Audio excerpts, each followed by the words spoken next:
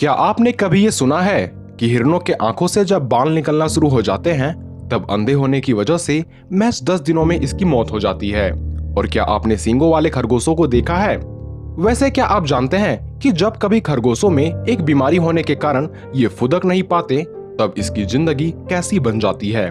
और आपने कभी भालुओं के इतने लंबे टंग को देखा है जो जमीन को हमेशा टच करता हो? तो वीडियो में अंत तक बने रहें क्योंकि आज आप काफी कुछ जानने वाले हैं।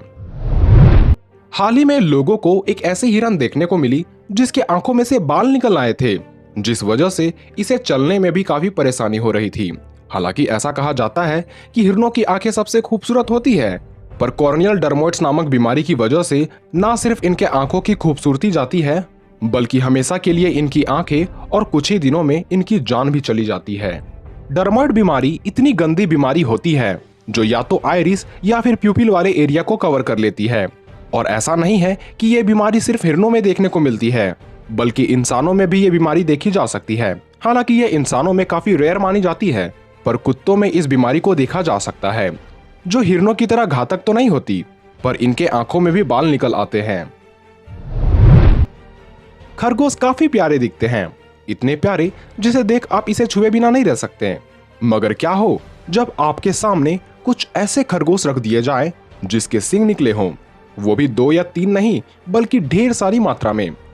चौंकिए मत, ये कोई नई स्पीसीज नहीं है, बल्कि इसे एशिया, अफ्रीका और यूरोप में भी देखा जा सकता है, जिसे लोग अक्सर हॉर्न रैबिट कह देते हैं।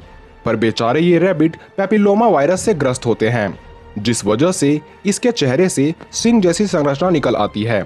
कभी कभी तो ये सींग इनके मुंह से भी निकल आती है, जिस वजह से ये कुछ भी खा नहीं पाते और भूख की वजह से इनकी मौत हो जाती है। खैर, खूबसूरती की बात छोड़कर दूसरे बातों पर ध्यान दे तो खरगोशों को इसकी फुदकने वाली चाल के लिए जाना जाता है। पर कभी कभी खरगोशों में ऐसी जीन म्यूटेशन देखी जाती है जिस वजह से उसके स्पाइनल कॉर्ड में खराबी आ जाती है। परिणामतः वो कूदने की क्षमता खो बैठते हैं। हालांकि धीरे धीरे चलने में इसे परेशानी नहीं होती, पर फुदकते वक्त ये अपने पिछले पैरों का इस्तेमाल न करते हुए अगले पैरों की मदद से भागना शुरू कर देते हैं। पर यह चाल काफी तेज नहीं होती, जिस वजह से ऐसे रैबिट्स आसानी से शिकारी के हाथों लग जाते हैं और उसकी मौत हो जाती है। वैसे खरगोशों में एक और खतरनाक बीमारी पाई जाती है जिसे टॉर्टिकोलिस डिजीज कहा जाता है। इस बीमारी में खरगोश के गर्दन मुड़ जाते हैं और इसका सिर हमेशा एक तरफ झुका रहता है, और इस बीमारी से ग्रस्त खरगोश भी कुछ ही दिनों के मेहमान होते हैं। वैसे तो भालू काफी खतरनाक होते हैं, हालांकि खतरनाक दिखते नहीं वो अलग बात है। पर एक चिड़ियाघर से भालू का एक डरावना दृश्य निकलकर बाहर आया, जिसमें से एक भालू का जीव काफी विशाल हो चुका था और ये करीब 3 किलो तक भारी हो चुका था। और इसके पीछे का कारण एक ट्यूमर को बताया जाता है, जिस वजह से इसका जीव इतना बढ़ गया जो जमीन को टच कर रहा था, और इससे भालू को भी काफी पीड़ा सहनी पड़ रही थी। यहाँ तक कि इसे चलने से लेकर खाने में भी काफी परेशानियों का सामना करना पड़ता था। पर बाद में सर्जरी करके इसके ट्यूमर को बाहर निकाल दिया गया और अब ये बिल्कुल ठीक है। पर जंगलों में मौजूद जानवरों को इस बीमारी से कोई नहीं बचा सकता, क्योंकि वहां देखभाल के लिए इंसान नहीं होते। जिराफ को विश्व का सबसे लंबा जानवर कहा जाता है, पर कभी कभी ड्वार्फिज्म के शिकार होने पर ये काफी बौने हो जाते हैं। ठीक ऐसी ही घटना साल 2015 में युगांडा के एक नेशनल पार्क में देखी गई, जहां पर एक जिराफ को काफी छोटा देखा गया, जबकि इसके उम्र के सभी जिराफ काफी बढ़ चुके थे। और ये घटना इकलौती नहीं है, क्योंकि ऐसे ही कई जिराफों को दुनिया भर में देखा गया है जो ड्वार्फिज्म के शिकार हो चुके थे।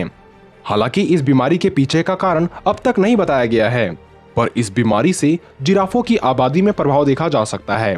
जैसे कि छोटे आकार वाले जिराफ न तो शिकार को किक मार सकते हैं, न ही तेज भाग सकते हैं, न ही ऊंचे पेड़ों के पत्तों को खा सकते हैं और न ही मेटिंग कर सकते हैं।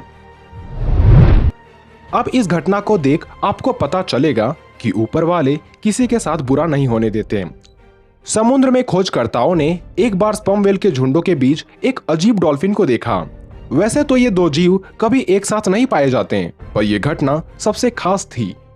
इस तस्वीर में स्पर्म व्हेल के साथ जिस डॉल्फिन को देखा गया था, दरअसल वो एक मेल डॉल्फिन था, पर इसके टेल के आगे का हिस्सा थोड़ा गलत तरीके से टेढ़ा हो चुका था।